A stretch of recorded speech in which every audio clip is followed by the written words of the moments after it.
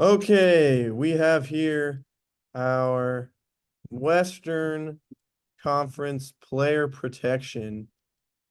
We will start with the defending champs for about a week. One more week, they got it. Your Denver Nuggets. We got some pretty easy ones off the bat, it seems. Yeah. Well, Zeke Naji. yeah, we can breeze through a few of these. Obviously, Jokic, Gordon, Murray, Michael Porter Jr., and Caldwell Pope, Christian Braun probably included in that as well. He's been looking pretty good. So already Two we've more? tied down Michael Porter Jr., Jamal Murray, Nikola Jokic, Aaron Gordon, KCP, Christian Braun. These two more slots for protection. Interested to see what you guys think. The first name popping out to me is definitely Peyton Watson, especially just given his age. I can't believe he's that young. Reggie, I think he was in the same draft as Brown, I want to say. Wow.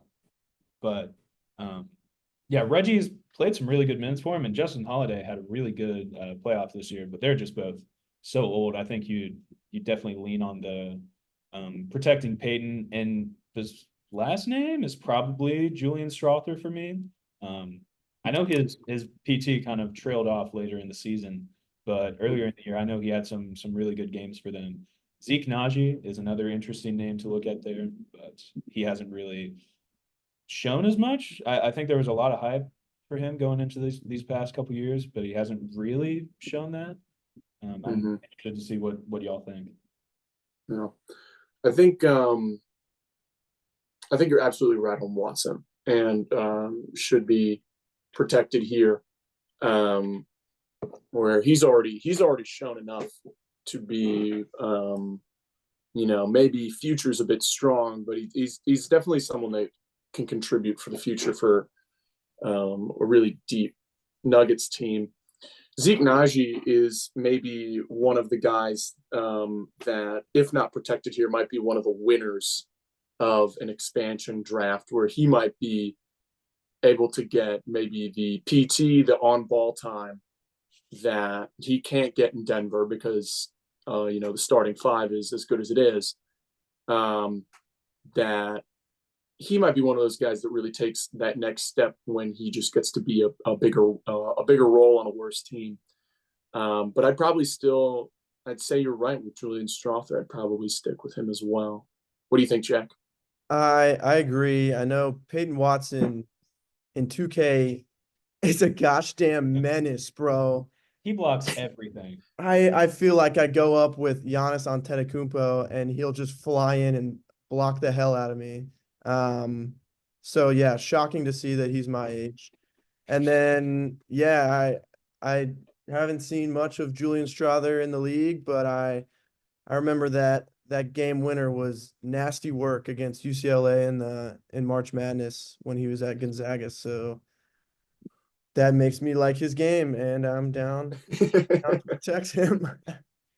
And yeah, there's just not really a lot of other names. Like yeah, like you guys said, a lot of old heads on the team. And then a lot of just guys that are filling the roster spot, trying to find their way in the league still. Yeah. Reggie Jackson and Justin Holiday, you already touched on this, but for their part, still good players, but they're at the end of the day, they're replaceable. Where I think the rest of these guys mostly aren't, or at least not without significant losses in payroll. All right, are we moving on to my Oklahoma City Thunder? I think so. With that in mind, you can take the lead here. We talked about this before the show, at the end of last show, but the Thunder are a team that, no matter what, are really kind of losing out here because, everyone talks about it, but there's so many guys in this roster with how many picks that they've had over the last few years that someone who's talented is losing out inevitably. so far we've got some of the obvious names of the that fueled the Thunder season: Shea, Chet, Jalen Williams. Well, one of them anyway. Lugens, Dort, and then we started having some difficult conversations already. What do you think so far, Harrison? So I I did have to look at this one before just so I could get my thoughts straight because they are some really tough decisions. I think next up after these four is a pretty easy couple relatively. Mm-hmm. Kassan Wallace had such a good rookie year. You Mm-hmm. cannot let him go anywhere ever. Yeah. Ever again. I hope that man is a Thunder for life. He just played so incredibly well. Yeah. Isaiah Joe has proven that he's one of the best 3-point shooters in the league for a couple years now. So Yeah. he's also getting protected. Mm-hmm. Pretty tough after that, but I think Aaron Wiggins is getting this next spot Really? comfortably, I'd say. At least for me, we can talk about this, but Wiggins, I feel like is a super underrated guy. I'm actually gonna look him up on Basketball Reference real quick. I wanted to see what were your impressions of these guys, Stevens, playing against them when the Mavs played? I obviously, yeah, you felt the effects of those top four dudes, but guys like Joe, Wallace, and Wiggins, what were your impressions of them? Well, I think the number one thing was that, after every timeout, there was someone else that, checked in for the Thunder who you knew could be a problem. I think almost, I'd say like 2/3 of the roster at least is coming in and giving you good minutes, which, how many rosters can say that? I probably maybe only the OKC Thunder can, where you knew that everyone that was coming in was dangerous or was just good enough to be an impactful player. Obviously, the guys that we have highlighted so far were some of the big problems. Kasem Wallace, I think we've already shouted him out, but he, outside of obvious superstar Shea, was the guy that impressed me the most for stepping up and is taking up a bigger role in the playoffs than maybe he had the regular season. But man, I mean, next decision is tough. Multiple good players are going to have to be left out. A little explanation for that Aaron Wiggins selection. He is 25. This is just his third year in the league. He only averaged like 7 points a game, but he was consistently getting like 15 minutes. He shot 49.2% from three. And it was on like 1.5 attempts a game, but he played 74 games. And it's a relatively small sample size, but I trust that he's at least a 40% 3-point shooter. And he does a lot of the little things. In those relatively sparing minutes, he's averaging 0.7 steals per game, throwing in 2.4 rebounds for a guy that's only 6'6". His per 36 look pretty good. It comes in at like just under 16 points per game, 5.5 points, 2.5 assists, 1.6 steals. And just with that efficiency, I really like him as a guy going forward. And in the playoffs, he, aside from Josh Giddey, who we will talk about in a second, and all the other guys that have already been protected, he was next in minutes per game in the playoffs. And he's just playing really good ball these days. Yeah, and I think if the team, I don't know how this shapes out with how many, with 6 guys obviously having been protected ahead of him, at least in our eyes. He might be one of the guys that's most eligible for taking a bigger role, be it in OKC or maybe another team, where he could be a bigger role player for sure, and really show something more. I don't think he's the same type of player, but like an Andrew Nimhard type, like I don't think he's going to make that jump that Nimhard made in the playoffs this year and show that much. But just as a guy that's like, if he got put in a starting spot, I think a lot more people would know his name. Yeah, I think that's completely fair. So after that one, I guess we can talk about Josh Giddey. He is a basketball player. Worst kept secret in the league that he is gone. Ain't no way. Ain't no way this dude is still on the basketball team after this year. I think with how much you saw from Casey Wallace, I think he can immediately slide in as point guard, combo guard next to Shea, and just he gives you more than Josh Giddey can. I mean, Josh Giddey he's still really young, and obviously he is good at at what he does, but I do like. I think you're comfortable letting him figure that out on another team. Yeah. I do like a lot of the things he brings. He obviously has a lot of shortcomings as well. But it's just so hard to reason giving him minutes on a team this good. I would love to see him somewhere else that they have the flexibility to give him maybe lead guard minutes, maybe just have the ball in his hand. Because when you have Shea and J-Dub, who are such good decision makers and can score really well, it's just hard to find the possessions and the time to have Josh Giddey have the ball, which is a shame because he is one of the better young passers in the league, especially from that sideline. He is a slob wizard. But yeah, I think Josh Giddey will hopefully have an illustrious career somewhere else. Yeah. Josh Giddey, you are a Washington Wizards. I think. So if it's not Giddey, then who is it? Are we at 8? Tough one. Because you have Ousmane Dieng, who is super young. He was drafted in the same class as J-Dub and Chet, but he was one of the youngest prospects in that draft. Hasn't really gotten too much playing time in the league yet. But he did start playing a lot in the G League end of the year. The Thunder made it all the way to the G League championship where they actually played the Maine Celtics.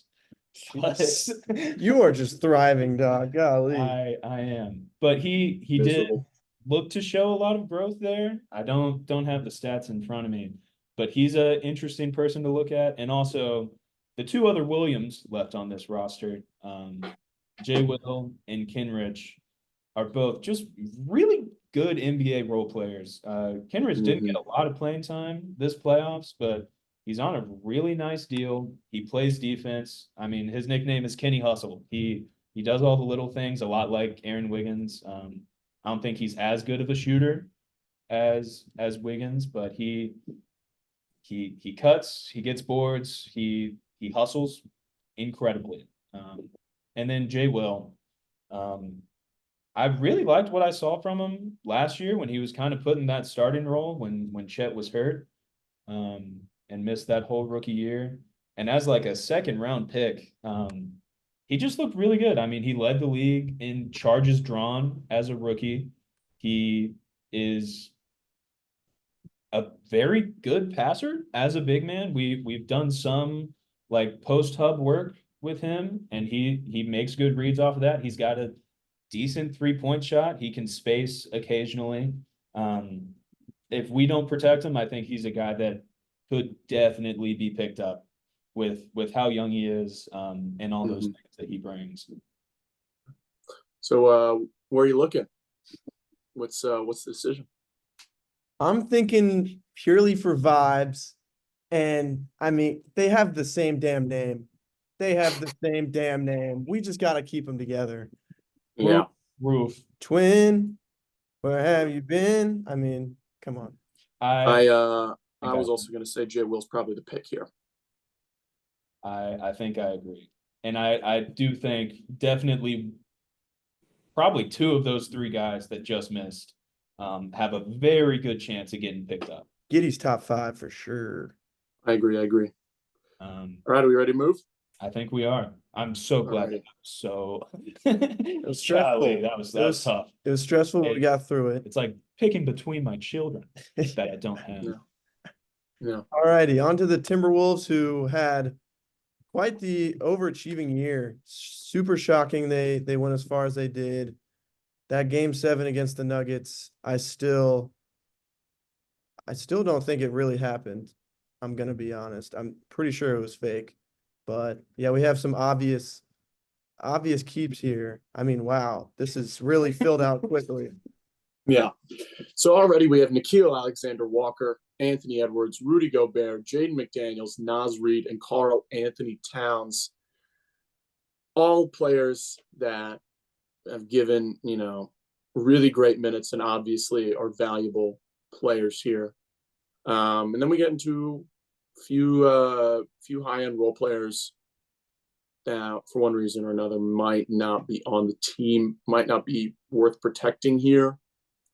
I don't know about you guys, but I think my decision comes down to Kyle Anderson, Mike Conley, and Jordan McLaughlin for the last 2 spots. What do you guys think?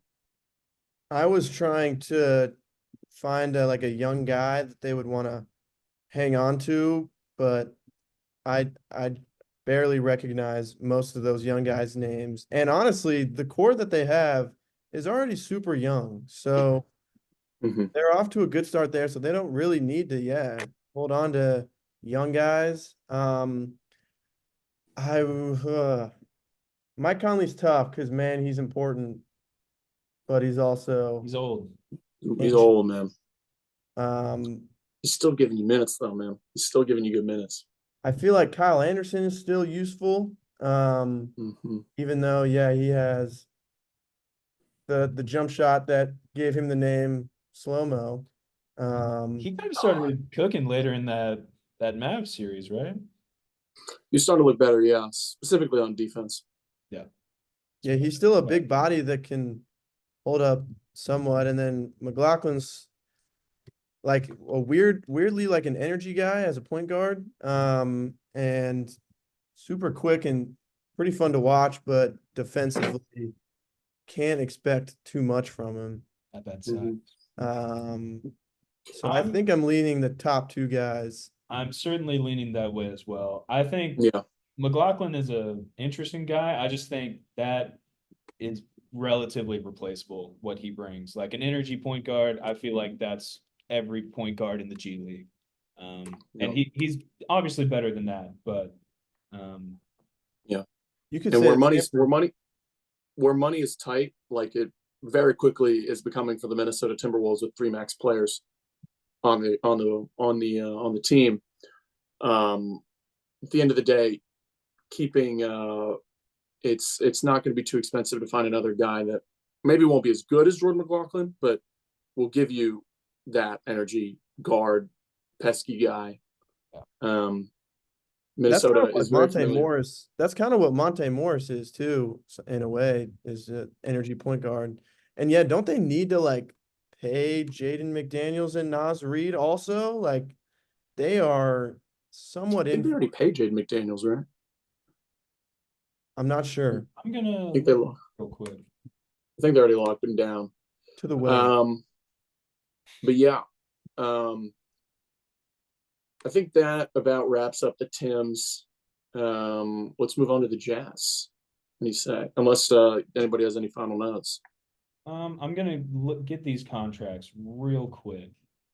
Mm-hmm. McDaniels has already been paid. Oh yeah. He is under contract through 28, 29, getting like 26 up to 29 per year. Him and Ant are the 2 guys they have that long. They got Cat with a player option through 27, 28. With a player option through 25, 26. But they will have to pay Naz Reid pretty soon. He's got 1 more year and then a player option. And aside from that, I think they got everybody else that they want, that they need. That's better than I thought. the situation was. And they do have Mike under contract for another 2 years on pretty low money. He's getting 9.9 and 10.7 in these next 2 years, which is pretty decent value, assuming he doesn't regress horribly. All right, let's take a look at the Jazz, who have an interesting roster. I think maybe not a good one, but interesting for sure. Lauri Markkanen obviously being standout here.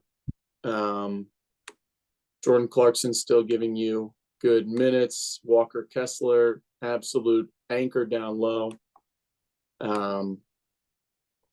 Keontae George, yes. Probably. I mean, I just don't know what to make for the rest of these guys. I mean, a lot of good players, but none that make me really excited to have them on my team. I did just add Taylor Hendricks to that list. I don't think he got much playing time at all this year, but he was a first-round pick, lottery pick. Sounds right. So definitely keep him around, but it gets pretty tough about that because you have some not old guys, but just guys who've been around for a bit, like your Colin Sexton, your John Collins, and even like a Talon Horn Tucker, who are like pretty decent NBA players, but established, but not great players. Yeah. I think of those guys, I don't know if John Collins is maybe one of those guys, a la Tobias Harris, not as bad, obviously, but that, he's still a good player that contributes to to a winning team, but maybe you don't want to keep that contract around. That maybe a fresh team might be willing to take on and revive the John Collins stock. I don't think a single soul wants John Collins on their team. I feel like he is one of those guys just doomed to perennially be in trade rumors. Yeah. He honestly gives me PJ Washington vibes for some reason. I don't know why.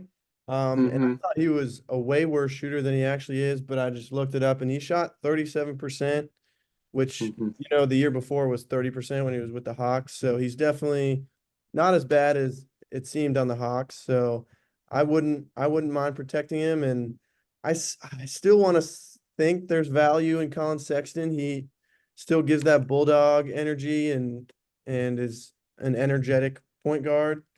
So I wouldn't mind hanging on to the Collins twins there. I think I agree. Where even if the Jazz aren't going for, I don't know what their outlook for next year is, whether they want to try and shoot for the playoffs or kind of sit on that bubble of play in and maybe sell later. But I think those guys are good enough players that there'll be interest from other teams in the league. Another name that is also a rookie on this team was Bryce Sensabaugh. He was drafted at the 28th pick out of Ohio State. He only played like 32 games, averaged like 18 minutes a game, 7.5 points. But I think just because he was a first-round rookie, that's where I'm looking as the next guy to protect. I believe the last guy to protect. You would be correct. I wasn't aware he was on the team before we did this, but I know Kenneth Lofton Jr. has reached some high highs in his short career. So that's the only reason why I'm even looking at him. But other than that, I have nothing else to give. He's definitely one of the best G League players of all time. However valuable that might be, you at home can decide. I think you're right. Maybe Bryce Sensabaugh, the last guy here, and Taylor Horton Tucker's the last guy out. I like that. Cool. And Chris Dunn did play some really good basketball this year. especially defensively, which has always been his calling card. I could definitely see him getting picked up as like a backup defensive point guard somewhere in Mhm. expansion. I agree. But aside from that, just not. I mean, Kier Lewis is a young point guard, but he hasn't really proved anything at his 2 stops. I think we can move on to the Trailblazers now. Alrighty. Trailblazers maybe didn't have the season that they wanted this year. But even with that in mind, they have some guys that have promising careers ahead of them. 2 guys already highlighted, Scoot Henderson and Shaden Sharp, probably, the headlines here. Guys with all the tools in the world.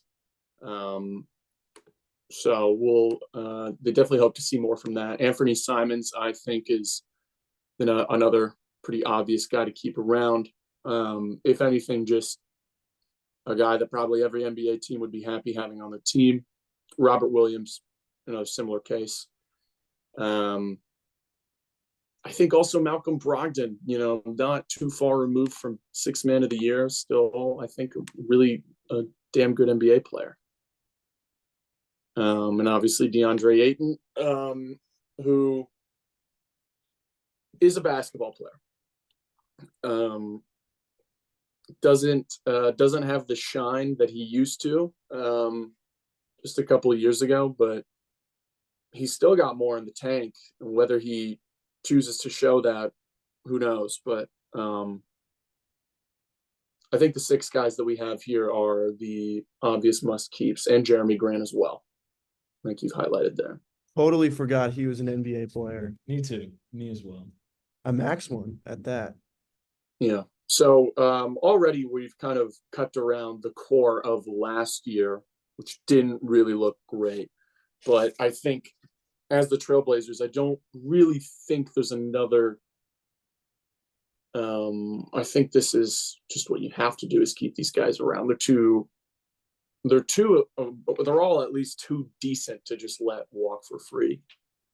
It's so I feel like all 7 of these dudes had at least like a 20 game period where they just couldn't play basketball. And so it's just like, maybe if they were all healthy together, they could win basketball games, but I do have the basketball reference pulled up. Simons played 46, Grant 54, Sharp 32, Ayton 55, Malcolm Brogdon 39, Scoot 62. Rob played 6. Oh, Rob. Even Chris Murray only played 62 minutes. I think that was all the protected guys. Or 62 games. Excuse me. Yeah, I mean, it's tough. It's about I think one of those guys played over 60 games. Ugh. I mean, that's tough, man. And that's your raw rookie who really struggled to start the season. I mean, it's tough. But it definitely extends that feeling out process for Scoot, because you would have hoped by the end of the year he would start getting adjusted. I know he showed a little bit, but maybe that leap that some people might want him to have might be a little delayed, just because he did not get a lot of game time in this year. No foundation at all. Yeah, and I mean with what seems like a lineup that was in and out, in and out, in and out. I think having an inconsistent and bad team makes it really difficult to play good basketball every night and work on your game. But we've looked at 7 players here. Who are we looking at for number 8? 2 dudes that I have no idea who they are, but I've seen their names and been like, who are they? That the Kamara guy and Reith, I know both of their names for some reason, even though I have no idea who they are. I think they're both bigs. They're not even that young. I don't know. I think Kamara because he's one of the guys who played for this team. He played 70 games. So he started almost 49 of them. So if you just looked at the box score, you'd probably see that name. Yep. And he averaged like 7.5 points a game. Didn't shoots super well. I Yeah. think I Also want to saw mention Jabari Walker here. Whoa, y'all just said that at the Look at same us. time. That's awesome. You know, we got to talk about Jabari Walker. Played the most minutes for this. Played the most games for this team. Second year in the league, and you know, went from 11 to almost 24 minutes a game. Numbers look better even with the vastly extended game time. How much of that is just being one of the players on a bad team? I don't know, but he's only 21. He would really fit the timeline that, you know, the rest of these guys are on. Maybe even just to keep some consistency on the year-to-year roster might be someone to keep around. I'm not sure. The one thing that does scare me a bit with him is he is a small forward that shoots less than 30% from three. This past year, he shot 29.5%. Year before that, 28. Only on like 2 and 1 attempt per game, respectively. Might be hard to fit in with the rest of that, lineup. Especially when neither of those bigs that you're protecting can space super well. You really need the rest of those guys to be able to get some shots up, which makes me look at Chris Murray. He has a twin for sure. Not even a twin. Are they twins? They're twins. Okay, I was gonna say. He somehow only shot 26% from three. I thought he was a good shooter.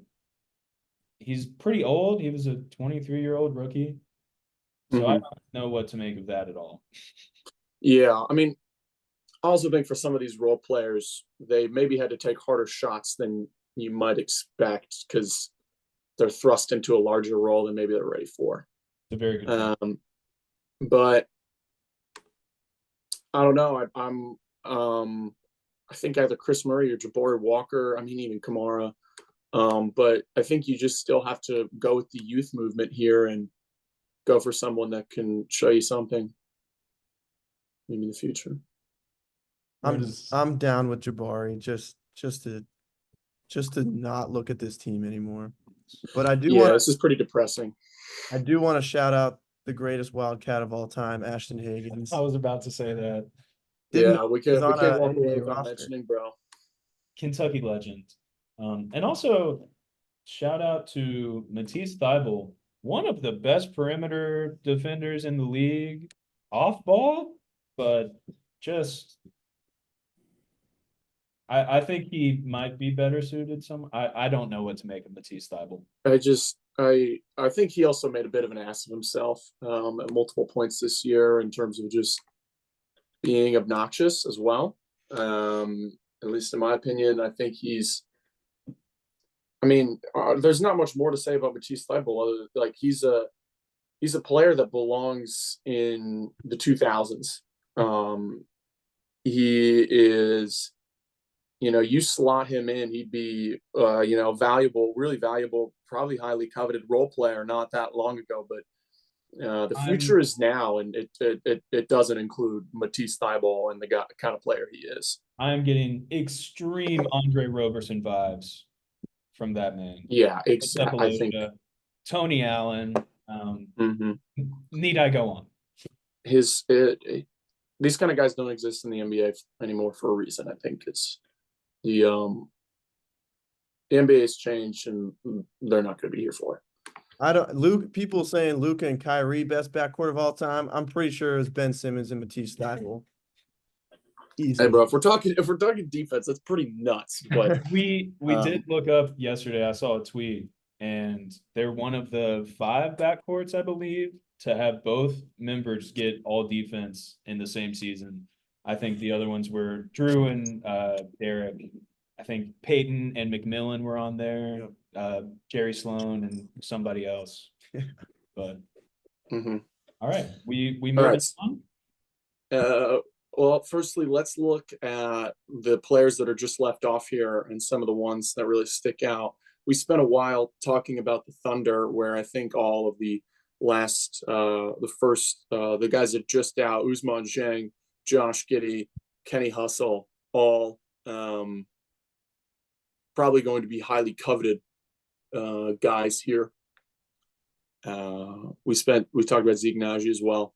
And I think a lot of those young guys that we just kind of had to pass on for the Trailblazers as well, where maybe guys that given a bigger role on a bad team, maybe less so the Trailblazers since it's already a bad team. But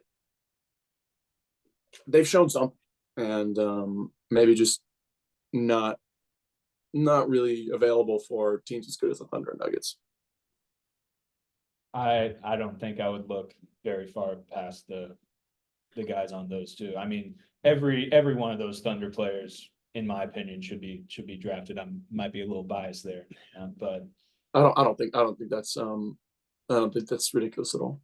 Someone would definitely take Gordon Hayward, and it would destroy their franchise immediately. poor guy. What is we? I just feel bad for him. All right, On to the Pacific. Not to be confused with the Atlantic. For the specific. yep. Two oceans, not the same. All right, we're going to talk about the Pacific Division now, starting with the LA Clippers. We can start with all of the big names. Obviously, your Paul Georges, your James Hardens, your Kawhi Leonards. As flawed as this team might be, they obviously don't lack for star power. All three of those guys still had good years. Got a lot of games out of Kawhi Leonard, I think, most surprisingly. Unfortunate that he couldn't really get fully healthy for the playoffs, but those guys are still just so good. I think, obvious keeps. And Ivica Zubac's also, I think, he's a really, really high quality role player. Definitely one of the more underrated starting centers in the league. Yeah, I think so as well. Definitely, there's just too many names on this, too many big names. So we got four guys highlighted right now. The guys that immediately next stick out to me are Norm Powell, Terrence Mann, Amir Coffey, maybe. The next three for me. Are we thinking about Russ at all? I think the three guys that I just mentioned at least are, I think they would be immediate draftees for an expansion team. I think they're really valuable for a good Clippers team. They'd be really valuable anywhere. The Clippers love their wing guys that can also shoot and handle the ball a little bit, and that's kind of that's the MO there. But with Russ, I mean, I don't know how you guys feel about the Russ experiment, but I'm out. Especially with his with some of the quotes in the offseason about how he did not really desire or accept his role coming off the bench, but was just kind of forced to. I didn't know that. I didn't either. Russ is a tough one for me. I love him so much as a Thunder fan. He will always hold a place in my heart, but it's just really tough to see how he fits into an NBA roster these days. You'd think a team like this that has a lot of spacing and a lot of room for driving and kicking, and he has played some pretty good defense in some spots. Especially, I remember not this past year, but the year before in the playoffs, he was locking up KD and Devin a little bit. But I don't know what to do. I see only one other option, and it's strictly off aura and play style in Mr. Bones Highland. I knew you were gonna say Bones. I love that man more than I should.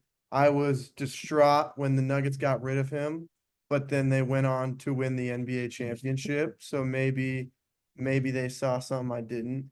But he just seems like such a fun player, and he's one of those guys that his highlight reel makes him look like a top 20 guy in the league, but he must be awful defensively. Probably not the greatest team chemistry guy, but he's still 23 and he has a cool ass name. So that's my argument. I rest my case.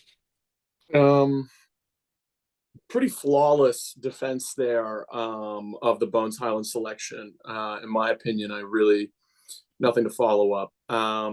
Maybe the only thing, Brennan Boston hasn't had the start that you'd really hoped for really highly rated high school and NBA recruit. Obviously a Kentucky guy for Kentucky's worst season in about a century. But worth mentioning, though, I don't think is more valuable than Bones. And I think that shows out in the number of games they played, minutes, and just overall stats. I think Bones is definitely the move here. Just I think pretty comfortably.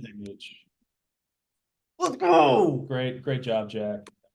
Fighting for your boy out there. God, I feel so bad for Russ though. This is unk status, gentlemen. Like, what the hell is going on?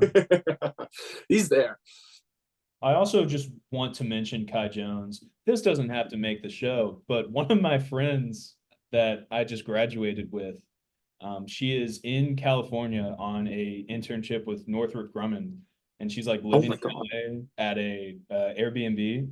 And one day, Kai Jones came by to tour the Airbnb because I think he's going to rent it after they move out this summer.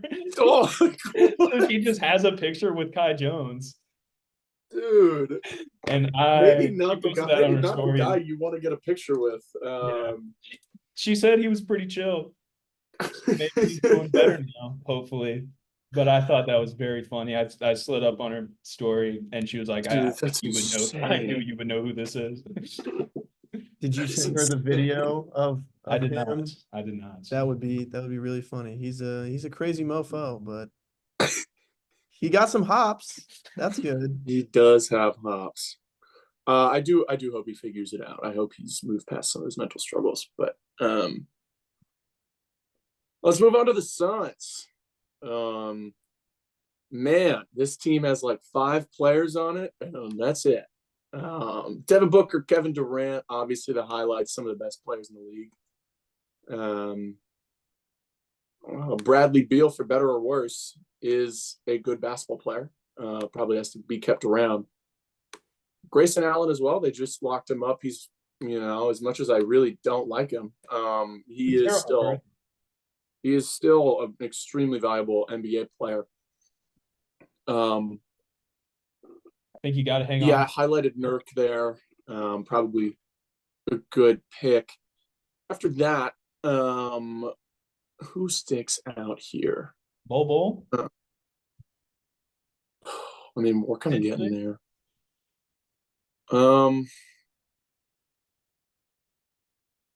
Man, it's just a bunch of old. Nothing sticks out. It's just a lot of these guys: Eric Gordon, Royce O'Neal, Isaiah Thomas, Ish Wainwright, Thad Young, guys that at some point, Isaiah Thomas obviously less so, but gave good minutes and are still good role players. But they're signed onto this team for a reason. They're not.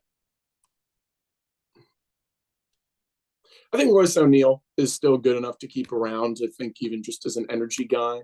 That was going to be my points. But we got 2 spots left and nothing really pulling at me. Maybe Drew Eubanks. I think of the remaining, you just wish Josh Okogie had a better jump shot. Bol and Eubanks are the other 2 that I'm looking at. I don't think Damian Lee has been healthy in 2 years. Nasir Little just has not brought anything like people hoped he would coming out of high school and also coming out of college as a pretty high draft pick out of UNC. Mm-hmm. So what are we thinking, boys? I like Bol. I kind of like the Roddy Potty. I kind of want I like his age there, and he kind of plays a weird position because he's so small, but he also is a thick man. What's his shooting percentage looking like?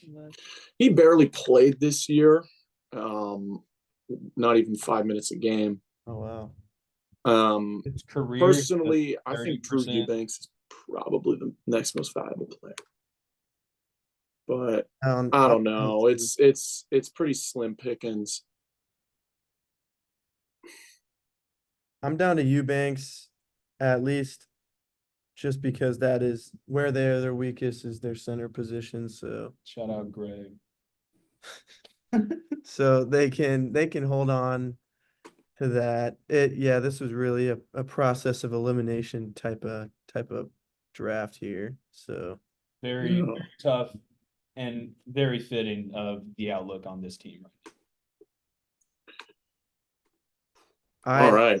I remember asking Harrison, I want to say before the playoffs, who's in a worse spot, the Suns or the Bulls? And he still very emphatically said the Bulls, but I thought there was a slight argument to be made. There's definitely an argument. At least they play playoff games though. Also, the stars that they are holding on to, I think, are much more valuable. So if they want to blow it up, they can blow it up well. I don't know. DeMar DeRozan is He brings a lot Kind of of like that. to Jack's brain. he's pretty much better than all three of those guys combined. But anyways, where DeMar will head next, the Los Angeles Lakers. All righty. That LeBron guy still cooking. Pretty good. Anthony Davis, great player. Austin Reeves. Austin Reeves, Rui. What are we thinking about Vanderbilt? I feel like he's a pretty obvious keep here. I know he didn't have a super healthy season. He's still just a valuable guy.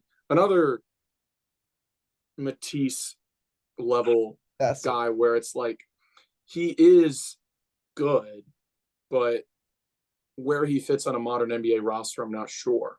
He was he was kind of not locking Steph, obviously, but he was giving him a hard time He's last making an year. impact. Mm-hmm. He's just a career 29% 3-point shooter on half an attempt per game. Also, of course, from the University of Kentucky. Jalen Hood-Schifino, I think just how young he is, I think is probably someone you want to keep around, even as just as the Lakers are off to do in this LeBron era, trade every young piece away for kicking the can down the road and become even more mid.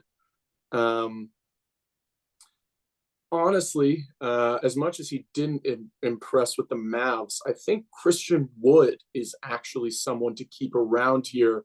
Wow. Because he actually tried on defense as a Laker. I'm willing to hear what you guys think, but I think, shockingly, for how much of an empty stats guy Christian Wood had been most of his career, maybe guy worth keeping. They just signed Gabe Vincent last year. Maybe another guy that they value and want to keep around, but curious what you guys think. I am stunned to hear you say Christian Wood. I thought for sure we were about to have a roast battle here on this man. I couldn't stand him as a Maverick. But he said himself in an interview at one point, said it was quite the humbling experience to basically be left off of an NBA roster for most of the offseason and signing a vet mid. As a guy that got signed for, I think, $18 million to the Mavs the year before on a 1 year. So I think he took it in stride and tried to be a real player again and show more than show effort and stuff. But any Lakers fans can sound off in the replies and tell me if I'm right. But yeah, send some donations. Send some donations to us. Tell us how good Christian Wood is. Yeah, Rockets legend. I'm he sounds like a perfect modern NBA player. So it's just like shocking that he hasn't worked out That he sucks, in most places. I saw Max Christie at the top. I feel like a lot of Lakers fans want more PT from him, but I'm sure there's a reason he's not really getting it. I can't imagine him as too much of a plus defender. I know he can shoot kind of well. He shot 35% from three this year. About ab. I don't know. I think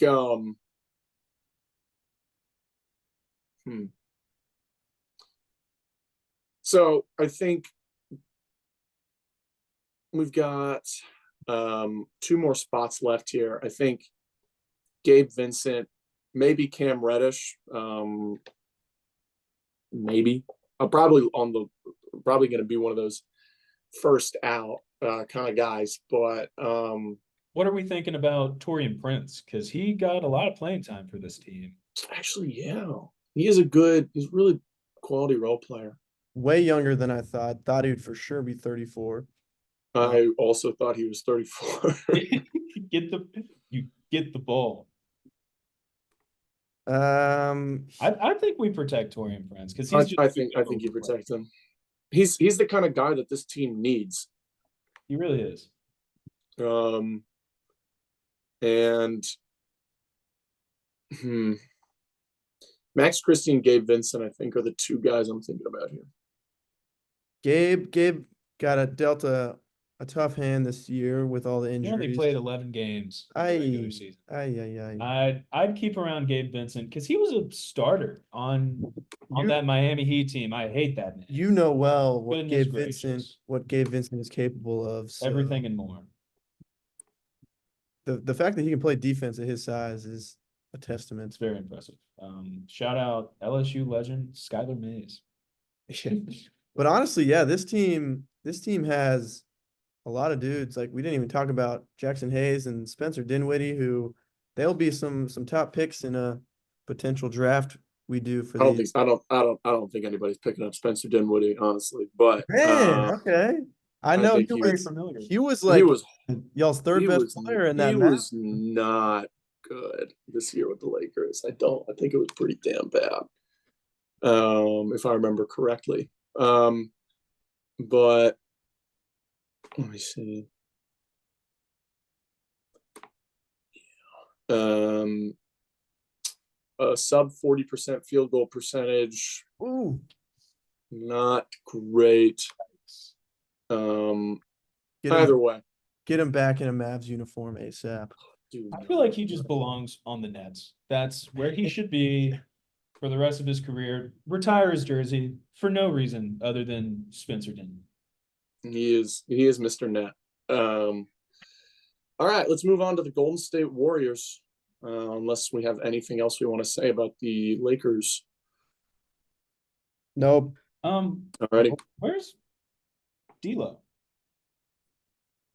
What? Yeah, wait. Hold on. Don't have D'Angelo Russell on here. What a notice. How did that? I don't know how that struck my brain. D'Lo's Thank God you on this team. God you said something. That would have been embarrassing. Okay, so we got to cut someone then. Who did we cut? Gabe Vincent. All right. I mean, cut Gabe Vincent. I'm starting to question my Jared Vanderbilt selection. He was hurt too, so I want to say he'd play. He would have played. He's just such a bad shooter, Yeah. but okay. Wow, what a save! I personally think Jared Vanderbilt is a cut, but that's good. Wow, that could have been disastrous, boys. So would you rather take away Vanderbilt than Vincent? I'd rather do with Vanderbilt. I'm kind of leaning that way now. Let's do it then. Yeah. Hope Gabe can get healthy soon. Yeah, really. All right. Golden State Warriors. Steph Curry, hello. Where is he? Draymond Green, as frustrating as he might be, still a valuable player. Pajimski Yeah, we had an amazing year. Crazy. immediately. The cum bucket himself, also maybe underrated. Andrew Wiggins really didn't play a lot, if I remember correctly, but still just, he is still really, really valuable. No, I'm just an idiot. He played in 71 games. I'm smoking crack. I'm just an idiot. Moody Moses. Do we want to talk about Moody Moses? It's I very think interesting that we haven't even addressed player Chris. Moses Moody, I think, just got cut from the Warriors. No, not Moody. Who am I talking about? Lester Quinones? Oh, I was thinking Kevon Looney. Sorry, Kevon Looney just. Oh, I He did? did see that. I thought it was Mhm. fake. Crazy. I really thought it was fake. I thought so. Maybe I'm just. No, I lying. think that's Wow. real. I think Coming what off some like people. two of the best years of his career with that finals run, and then that series against the Kings, he was killing it. This is actually a hard team because I'm also seeing Trace Jackson Davis, who had a great rookie year, and then Gary Payton II, even though had no idea he was 31 years old. He was in the G Yeah, he's old. long time.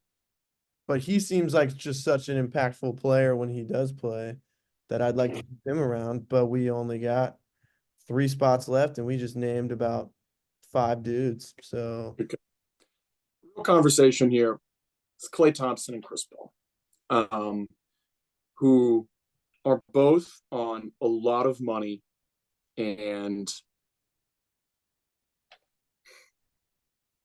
if you're the Warriors and you're as over the tax you are, where you're cutting Kevon Looney, as Warriors reporter of The Athletic reported, to save money on the tax bill, and you would have the chance to get off 2 different max players that, Klay Thompson's still good. Chris Paul obviously is still giving you minutes, but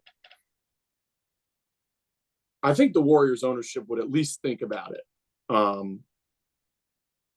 don't know what you guys think, but it's definitely a conversation of if they get unprotected. man, it's so weird because you think of Klay Thompson and you still think he can be good on a team, and I still for some reason believe Chris Paul could be a solid backup point guard for a team.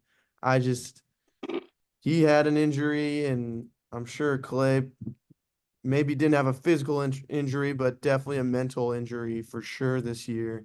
Um, they're so tough, and I don't envy the Warriors front office this offseason.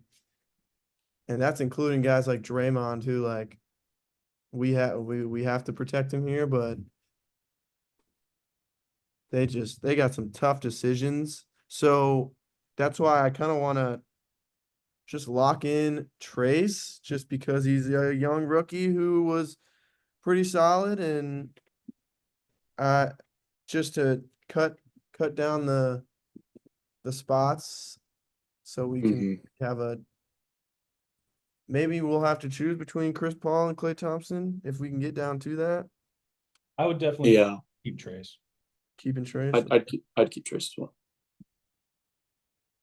See, yeah, I just wanted to say Moody Moses to hate on Kendrick Perkins, but he wasn't playing basketball really, and even when he wasn't the most impactful. Don't think a great 3-point shooter. I see why they didn't get out of the play-in.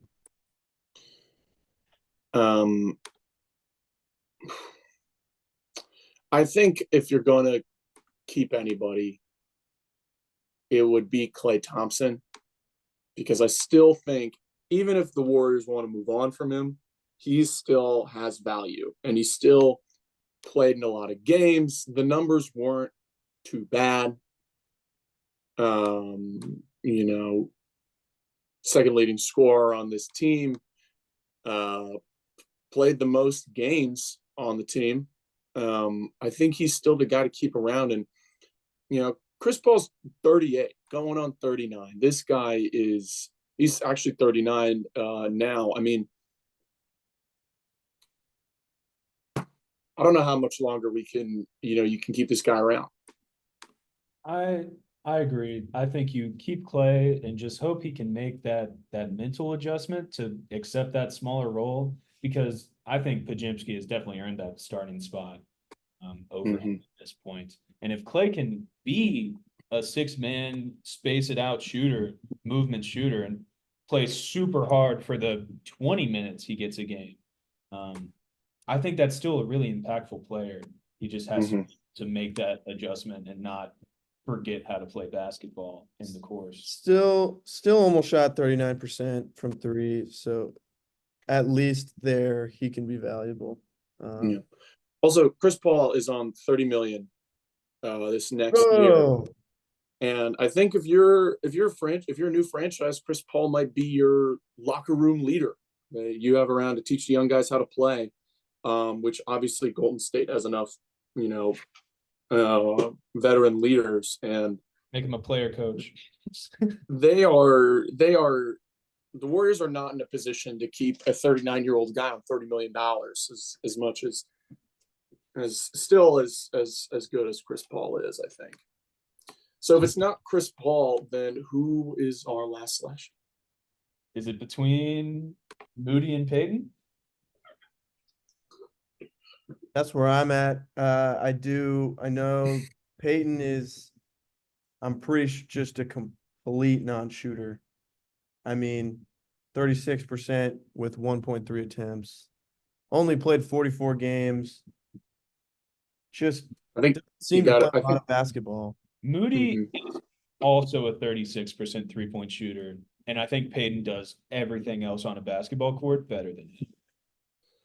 I also think, however, that if you want to prepare for this next era of the Warriors, when the post-Steph, post-Clay world, that, if Jackson Davis, Kuminga, Pot are your next level, then Moody fits the timeline there.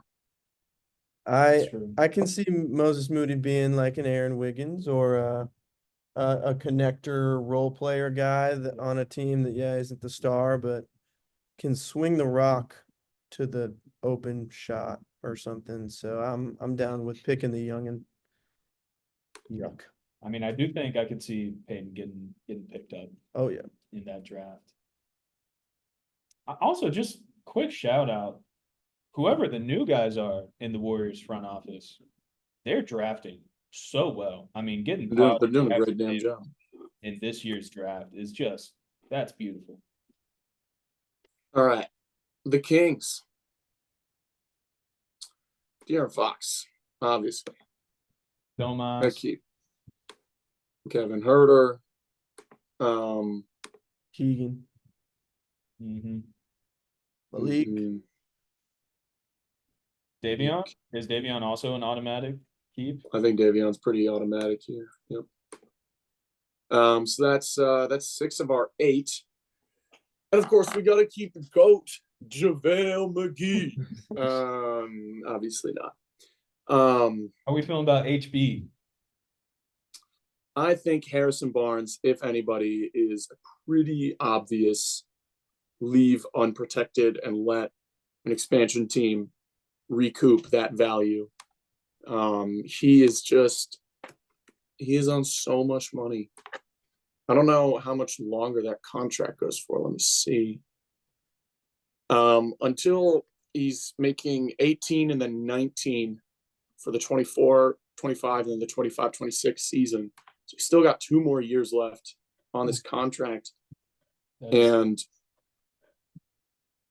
I'm not sure he's worth it. I remember Keon Ellis actually giving Curry fits in that playing game, so like to see his potential. Maybe him and Davion next to each other could lock up backcourts for the future. How are we feeling about Kentucky legend Trey Lyles? I want to He's say still he like was he's still having a quality role player. I want to say he was having a resurgence with the Kings I a think bit. he was playing pretty well year before last. I'm not sure about this year. I mean, he shot 38% from three. Plays about 20 minutes per game for them. Average like Yes, 6 points. still a good player. I think we could wrap this up quick and go Keon Trey. I don't know, maybe Chris Duarte has a argument, but I know Maybe Duarte a had first. a really good first year. But I'm not sure what he's done since then, since he got to SAC.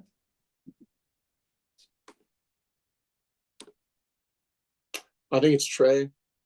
I think it's Keon.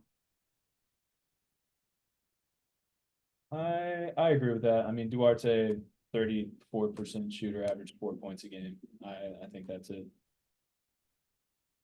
all right. Well, that was pretty easy peasy there. All right, we're going over who on this page in the Pacific we'd have our eyes on for that expansion draft. Surprisingly, the Lakers are standing out to me more than any other team here. They got a lot of dudes that I'm like, hey, I'll take that.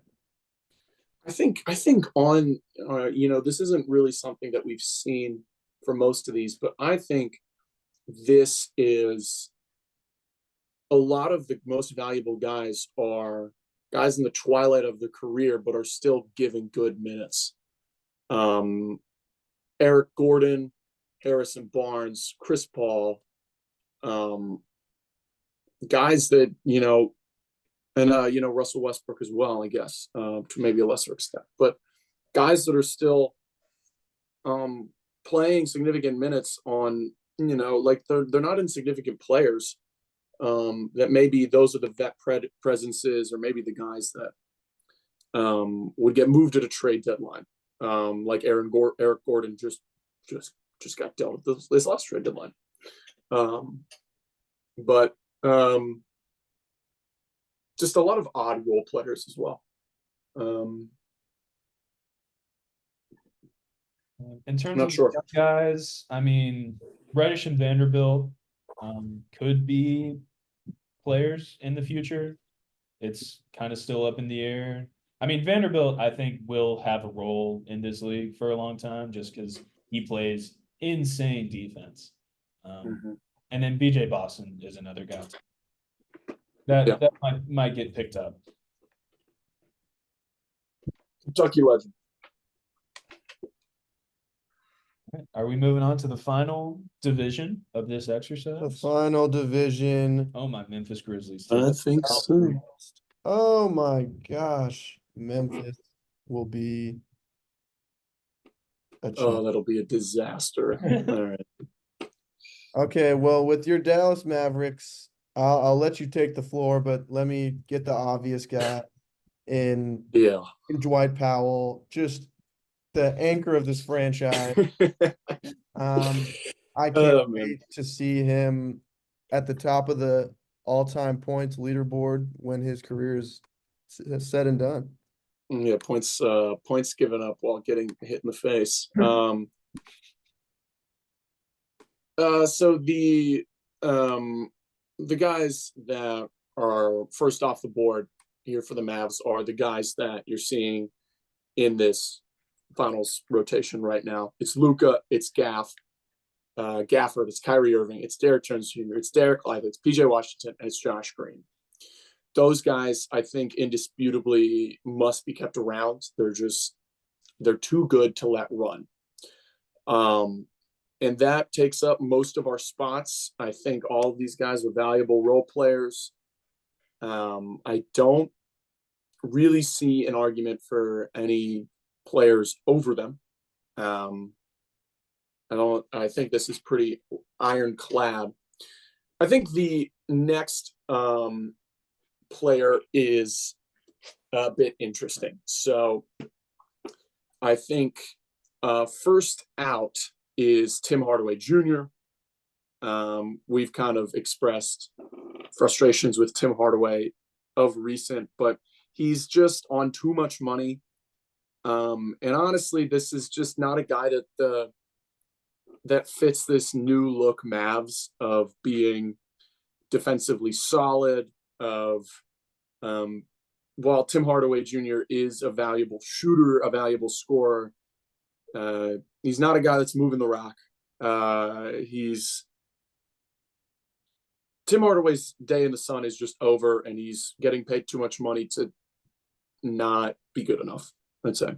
It's so funny because it feels like once 1 week in a month of the regular season, you're like, wow, he's worth the money. He's averaging 24 points a game, and then he goes 1 for 11, 3 for 13, and you're like, I'm gonna kill you. It's just that Tim Hardaway meme, the cycle. It's like we need to get this guy off the team. Oh my God, he just got 30 points for like 80% 3-point shooting. We can't trade this guy. Goes 0 for 20. We need this guy off the team, and so it goes around and around. Tim Hardaway Jr. side, I think the last player, which I think also is a bit obvious, is Jaden Hardy, who featured not very much in the Thunder series, but I think showed some of his mettle in the Timberwolves series, and it is a very generous comparison given where Jalen Brunson currently is, but his development as a player very much reminds me of how Jalen Brunson looked as a Mav, where a second round pick that, a bit of an undersized guard that got limited minutes, but was flashing some playmaking, shooting ability, got more of a run and was showing a bit more. And I think maybe next season could be that next step of maybe stepping in as a more sixth man type role.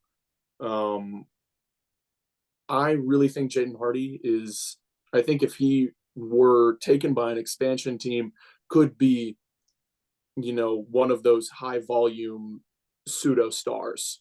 I really think highly of Jaden Hardy. My homerism's all the way there, but the couple guys that I think are valuable role players that are left off are Maxi Kleber, who just hasn't really been able to stay healthy. He is such an interesting player because he's defensively solid, plays small ball, big, can shoot, but he's unreliable. And right now, I think it sucks to see him go, but I think the guys above him are obvious. Includes Dante Exum, had a really resurgent season this year. I was really impressed with him. And then Omax Prosper, Olivier Maxence Prosper, another rookie who's shown flashes. Not really much to talk about other than that. But and rest in peace, my boy Dwight Powell. Almost certainly wouldn't get picked, but can't get rid of him. Starting center for 3 years too long as a Dallas Maverick, and for like two years we were like, oh man, we got in JaVale McGee, and Christian Wood. The Dwight Powell starting era is over, and then like 20 games in, he's right back in the starting lineup. I think that's probably one of the top things on Luka Doncic's resume is he took him to a 2022 Western Conference Finals, and he was the starting center. I actually do feel bad for Dwight Powell because he was a really, really good player. Tore his Achilles right after he got paid, and it's lost that athleticism. Totally forgot about that. He can't run. He can't run the pick and roll. He's not a roll man anymore. Not really. Shout out Mavs player development coach God Shamgod. Yeah, like genuinely, man, like, and Nico Harrison for being forced into an awesome trade deadline by Kyle Kuzma, denying the Mavs. Thank God. So funny. Not a real contender, obviously. All right. It was actually really easy.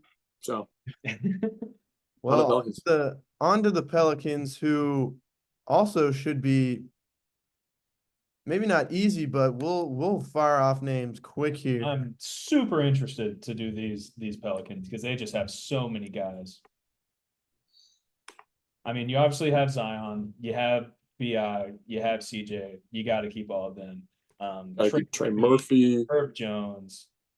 yeah. Just, I mean, I think they got those two in the same draft class, and just those two. If you don't even have BI, those would be really good starting wings to go alongside Zion. Especially now that Herb is kind of shooting that pill a little bit. After that, you have a bunch of young guards. I mean, those top three names up there, Jose, Dyson, and Jordan, are all really interesting to look at. Those could be our final three, but that leaves them without a center.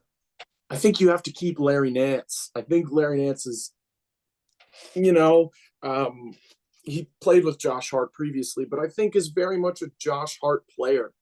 This guy is your play every game, plays every minute if you ask him to. I really like Larry Nance, and I think he's a must keep. I think he fits super well with this team with his energy. He really crashes the glass well. If he was just 2 inches taller, he would be like franchise center for He'd be what you have awesome. twice. Yeah. And he's got a decent spacing on him. Yep. Yeah. He's got some moves. Makes it a little interesting with those three guards up there. And also Najee Marshall. I was going to say with him. He had a really good back half of the year. Started playing a lot for them. And also their starting center, Valanciunas. I don't know. I think you can let Valanciunas walk. That's in my opinion. I don't know what to make of him. He was cooking the Thunder for a game, and then did he get hurt or? Well, I don't even remember from this series. I remember in the play-in last year, he was cooking us. Yeah. Especially because we didn't have Chet. He was going up against Jay Will. That's right. But then I think he got in foul trouble and he couldn't play the end of that game, and we obviously ended up winning. I don't know. I like Jose because he has fun energy plays. I like Dyson because he's kind of like Jose, but younger and taller. Can clamp. I really like Jordan Hawkins, honestly. Gosh damn. I also really like Jordan Hawkins. I like all these guys.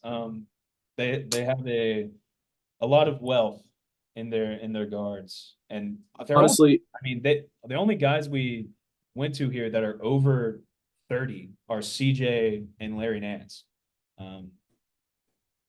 Yeah, in my opinion, I think Jose Alvarado's expendable when you kind of already have two guys like him locked in, where we have these pesky guards, these pesky, really strong defensive guards. I think Jose Alvarado's expendable here.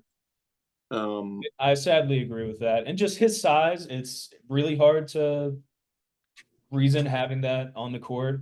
And he does a really good job of making it a tough decision because he shoots pretty well, and everybody knows about his defense. But when you have a guy like Dyson Daniels, who is 5 years younger than him and plays that defensive role, and he's just so young, I think you got to go with him and Jordan, in my opinion. Yeah, I mean, and I think it at least for Dyson Daniels, it shows up. He played. Let me see here. 7th most minutes on the team on a per game basis. I mean, for a team that has this many good guys, I mean, I think that's quite the testament. It was a damn shame Zion got hurt before the postseason. They would have been a very interesting team to see because we still haven't seen Zion in the postseason. I mean, unless you count that playing game where he was phenomenal, we're still just waiting on it, and it sucks because there's rumors that they'll start to break it up. Especially this is the healthiest he's been. He played 70 games. Had a great season. I mean, especially into the year, we started to see fully actualized Zion Williamson. I know there was a really good thinking basketball video about that. Dropped Mhm. 40 on AD. Like not many people are doing that. But I'm down to go I'm Jordan. down. He a shooter. I will say, I do think Hawkins will improve shooting. He only shot 36%, which is still good, especially for a rookie. But Najee did shoot 38.7% from three this year. Played 20 minutes a game, played 66 games. He's going to be, if he's not protected, he's definitely going to be one of those first guys. Maybe not Mhm. first guys, but he'll get picked up for sure because he can Mhm. play some good minutes. All righty. That's everything. Let's move on to the Rockets. This will be a fun one. They have So probably one of the best young cores in the league, other than the Oklahoma City Thunder and the Boston Celtics, who got the 1 seeds. I mean, yeah, we're just got to keep Fred. So we've already locked in some of the obvious names here from that youth movement: Jalen Green, Alperen Şengün, Jabari Smith, Amin Thompson, Cam Whitmore. I think are the obvious youth movement guys, and Fred VanVleet. On a lot of money, but with a team that has all guys on rookie contracts, you got to spend money somehow and keep a guy that's done it at every level of the NBA. Good teams and bad must keep. So that already knocks out 6 of our 8 spots. And what are we thinking about Tari Eason here? Because I like his game quite a lot. I was going to mention Tari Eason as probably a guy we want to keep around. I want to say he was hurt this year, so he didn't get much run, but I remember that rookie year of his was pretty phenomenal. He did only play 22 games this year, but I mean, over his career, he's averaging 9 points a game, about 7 rebounds, shooting almost 35% from three. So he's definitely a piece that you keep as a high-end role player going forward. Mm-hmm. I think so for sure. And I don't know about you guys, but I actually think they should, with this last spot, keep Dylan Brooks. So I was thinking he actually is good at shooting threes, which was a development I was not expecting. Mm-hmm. I like But maybe one of their best shooters. I think with a team that has this many young guys, Fred VanVleet is also like this, but a guy that wants it, Yeah. A guy who really, really wants it. Definitely a really good culture guy, keeping those young guys with that high effort, high intensity. It's a real shame that means we have to leave off Steven Adams, who is everyone's favorite player. Yeah. I was also going to mention, obviously, Steven Adams, but Aaron Holiday and Jayshawn Tate, good players. I don't know what there's just not a lot of room on this team with how many good young guys are here, where I feel bad letting go of these like good role players, but I think with 7 of these guys, I don't think it's really arguable to keep any of the role players over them. That was honestly pretty easy. They got a solid young core, and they should be very exciting to watch for the future. Just, I mean, the development these guys could have will be super fun to watch. Yeah. And Ime is a great coach. He's cooking down there. So shout out Boban. Shout out Boban, man. Everyone's second favorite player. All right, to the Grizzlies, who at first look looks impossible, but honestly, I think it'll be easier than we think. yeah, a lot of these names will be very easy cuts. think your Jaren Jackson Jr.'s, your John Morant's, your Desmond Baines are easy keeps. Marcus Smart. Probably a keep. That was awful, by the way. Don't do that again. Doesn't even play. Yeah. What Yeah, about the seriously. Williams boys down at the bottom? I know I Vince had a really good year this season. I want to say Zaire was not great if he played. I mean, personally, I'm not a Zaire Williams fan, but I might just be a hater. But I don't know. I know Gigi Jackson, super young dude, and he was definitely keeping GG. putting up numbers. Definitely keeping GG. But yeah, Um, this in his second year, played 52 games, went from 2 points to 10 points this year, had a solid 5.6 rebounds, 3.4 assists, shot 37.8% from 3 on 4 attempts. I think Vince Williams is a guy that you are hanging on to for dear life. fair enough.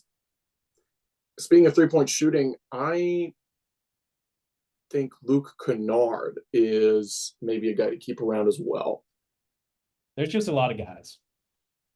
Yeah, but I think there's a bit of a fall off after Kennard here. I'd say Aldama and Brandon Clark are very close in that conversation. Yeah, I mean, you're not wrong. This is just tough. I want to check out Jake LaRavia's stats because I know he's a young guy as well. 33 guys suited up for the Memphis Grizzlies this year, man. 33. Was 22, also averaged like 10 points a game, shot 34% from 3. Obviously, that's going to not be the impact he has once that team's fully healthy. But it's just so tough. I don't know how much longer we can like keep looking at Brandon Clark, because that man, it feels like every other year has a season-ending injury, and that's what he's most known for is his bounce, and it's probably decreasing every single year. So I don't think he's a shooter, It's a good point. but Santi is. Aldama is a shooter, and he's like 7 foot. Yeah, he's also averaged like 10 points a game this year. Started like half the games he played in. Shot. Yeah, I mean, I don't know what to make of any of the stats of this team when so many of these guys were playing like playing in some of the worst lineups in the NBA. Yeah. I would keep Aldama just because he was also playing on that team 2 years ago. He started 20 games for that 22-23 team, played in 77, averaged 9 points a game. As a 22-year-old. All right, we got one more spot. I think it's Luke Kennard. This guy shoots the pill like few others in the league. I think he's just really valuable. If he was a Mav, I'd be really excited about that. I think he's one of those guys that you're pretty happy to have on your team. And he's pretty terrible on defense, but when you got Jaren Jackson Jr. behind you, it doesn't matter too much. So I don't hate it. I definitely agree with that. Keep Luke Kennard. It's hard to get shooting at that level. Definitely Yeah. To that. And I think they can get a little more creative with him as well, like how the Heat are with Duncan. Yeah. I was like Dennis kept going to my mind, and I was like, that is not his name. Dennis. Alrighty. Our last team. Let's see. The San Antonio Spurs. Victor Wembanyama, Devin Vassell, obvious. Good players.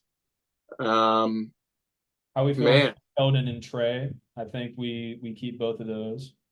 Keldon for sure. Sochan. Sochan, he's still really young. That's 5 locked up. Victor Wembanyama, Devin Vassell, Jeremy Sochan. Trey Jones, Keldon Johnson. I know Champagny played a lot. I think he's a piece that they like a good bit. I'm honestly not incredibly familiar with his game. Can't say I am either. I can't say I really wanted to watch a lot of Spurs games this year. Personally, Victor. Yeah, well, he was like the only guy I was paying attention to. Yeah, I think a lot of dudes. Well, a lot of guys. I wouldn't call any of them dudes.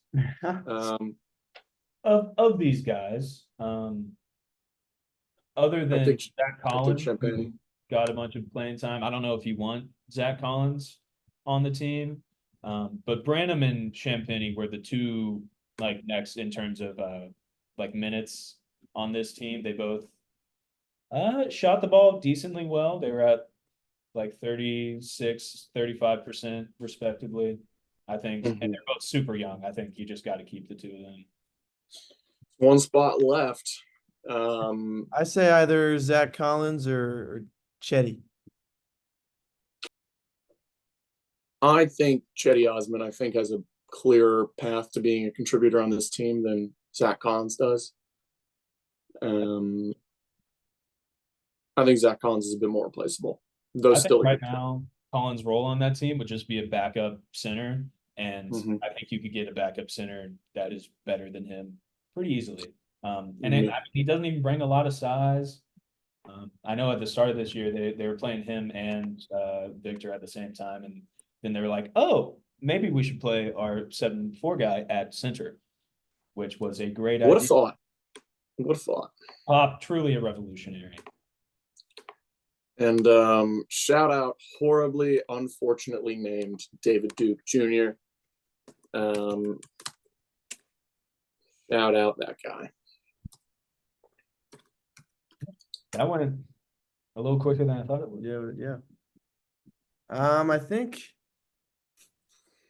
I think maybe like the first 5 picks from this screen alone would come from the New Orleans Pelicans. Yeah. But honestly, your Mavs have some like Exum. Yeah, he showed flashes. He's a great defensive player. I'd want to take him. Even just having Timmy off the bench is still just like, okay. He's a trade piece. I think a really good piece. I think he'd be picked up pretty early. I mean, he's been a starting center in the league for his whole career, basically. Yeah. And he obviously wouldn't start on this team because they got Shinkun and Smith down there, but I wouldn't be mad with him coming back to OKC. Yeah, and also just if you get your young guys that you really like as an expansion team, and Steve Adams is your captain, your anchor. Yep. You know, they're we've seen him do that many times. Yeah, I know in Memphis, wasn't he one of the guys who was like speaking out when Ja was kind of on his BS? Bullshit, yeah. Well, he's done. He's done it. This is his 3rd team where he's brought in to be, like the character guy, while also still being a good contributor, a good player. We saw how the Grizzlies struggled last year without him. But I think Steven Adams, is really a highlight here, if only just because he's a great guy. Hope he comes back healthy. Yeah, really. I actually do feel really bad for him. Horrible injury this late into your career, but he's still only 19. Shout out Yuta. Yeah. He's playing back in Japan, right? Oh yeah, for Olympics? Or no, I think he's like leaving the NBA. Like he's playing overseas. Oh damn. Yeah. He's gone. Good for him. Well, yeah, actually, that wraps up the player protection portion.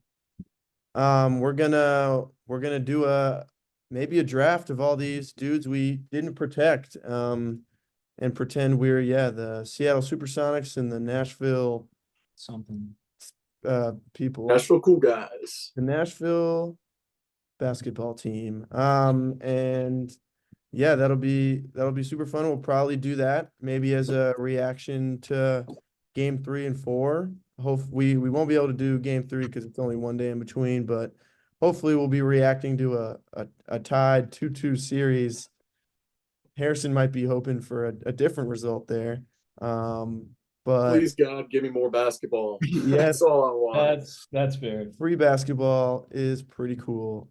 So yeah, we'll do that when the time comes. And thank you guys for joining. Thanks to all the donations. And I know a lot of people reached out, like Stephen A. Smith, Kenny Beecham, all saying good things about the pod. Big perk. Big perk. Legs, JJ. Yeah, they all came out to support us. So wanted to thank them. And then shout out Reggie Yeah, Bullock. there's also this podcaster, LeBron James. I'm heard pretty he was sure interested. it's LeBreen, but yes, I think you're right. Like the fish. like the fit. All right, well that'll do it. Do it. We're gonna catch y'all when it's tied 2-2, Mavs in 6. Pleasure, my boys. Start screaming again. I can't wait to get this one, but 2024. All right, this championship hat. We're getting a new one. It's gonna say Boston. Cheers, brothers. Adios. Deuces. Peace.